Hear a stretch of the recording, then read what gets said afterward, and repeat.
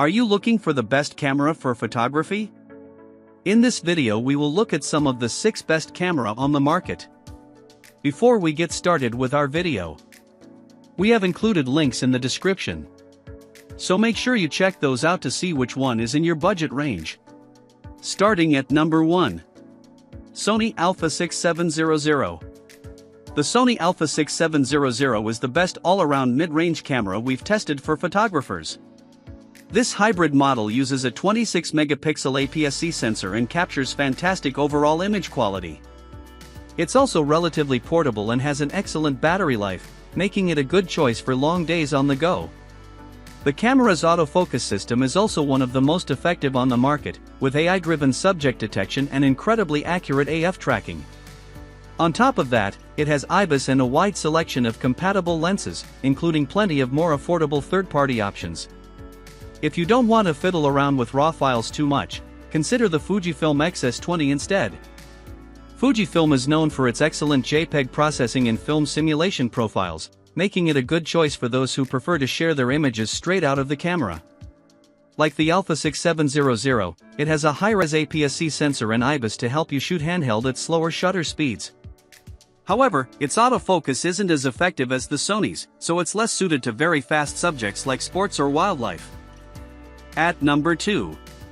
Sony Alpha 7 IV. While it's very much in the hybrid photo/video camp, the Sony Alpha 7 IV is one of the best cameras for photography that we've tested. At this price point, you're getting a very well-built weather-sealed body, dual SD card slots with the option to use a CF Express card, in-body image stabilization, IBIS, and a high-resolution viewfinder. Beyond that, it features a fantastic backside illuminated full-frame sensor with a wide dynamic range and a 33-megapixel resolution. That's higher than most of its peers at this level, giving you a touch more leeway to crop in your images. However, the real reason this is our number 1 pick at this price point, any modern camera can capture amazing image quality, comes down to its wide selection of lenses. Sony's E-mount is one of the most established mirrorless lens ecosystems, with a wide range of both native and more affordable third-party options. That makes it incredibly versatile for almost any type of photography you want to do, whether it's portraits or landscapes. Another excellent option at this tier is the Canon EOS R10 Mark II. It has better ergonomics overall than the Sony, and it can shoot at faster burst rates, but its lens selection is more limited. At number 3. Fujifilm X-T5. If you prefer the portability and lower cost of APS-C cameras, the Fujifilm X-T5 is among the best we've tested. With a 40.2-megapixel APS-C sensor, it's one of the best digital cameras for photography if you're interested in landscapes or portraits, giving you a lot of room to crop your photos without losing sharpness. While images taken in low light are typically noisier than with full-frame alternatives like the Sony Alpha 7 IV, the image quality you can get out of this camera is hard to beat for the money. The camera also honors Fujifilm's photography-oriented roots with dedicated exposure dials that give you more hands-on control over your settings and a 3-way tilting screen that's incredibly versatile for waist-level shooting and street photography. If you're looking for a more robust camera with better ergonomics for studio work, you might prefer the Fujifilm X-H2. It uses the same sensor as the X-T5 but has a bigger body and additional benefits for hybrid or video shooters. Meanwhile, the Fujifilm X-H2S uses a lower resolution stack sensor with a faster readout speed that makes it a better option for sports and action photography. However, both models are pricier and less portable than the X-T5. At number 4. Canon EOS R10. If the Sony Alpha 6700 is out of your price range, the Canon EOS R10 is an entry-level model that packs a punch for its price. With a highly accessible user interface and great ergonomics, it's beginner-friendly and easy to use. It has a highly accurate and effective autofocus system, as well as quick burst shooting and a good battery life. On top of that, it has good video specs for an entry-level model, including 4K recording at up to 60 frames per second, albeit with a crop, and 10-bit capture in its HDR-PQ mode, though it lacks advanced features like log profiles.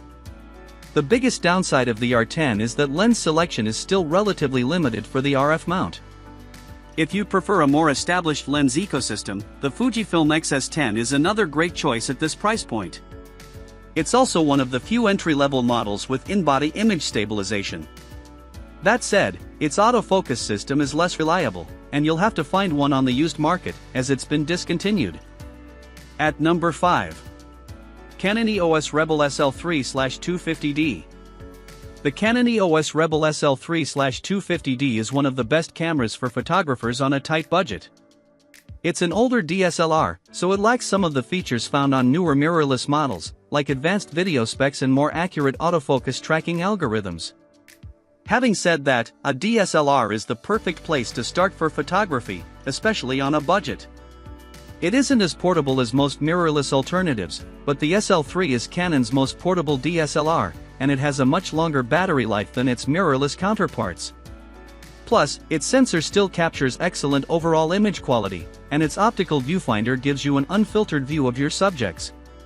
Beyond that, Canon's Rebel series is compatible with EFS and EF lenses, of which there are plenty of great options, including many that are affordable for budget shooters. If you want the portability of a mirrorless camera, the budget-tier Canon EOS R50 is a good alternative to consider. It's more compact and has faster burst shooting options, but Canon's RF lens ecosystem is still being built out, so you'll have fewer lens options, making the SL3 a better value pick for photographers who are just starting out. At number 6. RICOH GR3. RICOH's compact series of GR cameras have long been a favorite among street photographers and enthusiasts, and the RICOH GR3 is no exception. This is one of the best point-and-shoot options if you prioritize image quality and portability. Despite its pocketable size, it features a relatively large APS-C sensor and an IBIS system to help stabilize shots at slower shutter speeds. The camera's snap focus feature is great for zone focusing and capturing quick snapshots on the street. Plus, its built-in lens opens up to a relatively wide max aperture of f/2.8 and has a versatile 28mm full-frame equivalent focal length.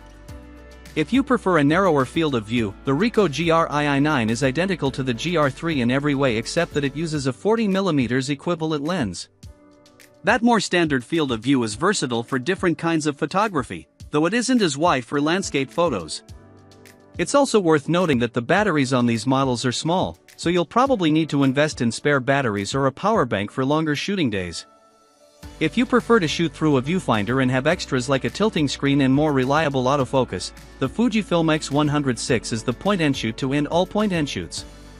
However, it's more expensive, less compact, and harder to find.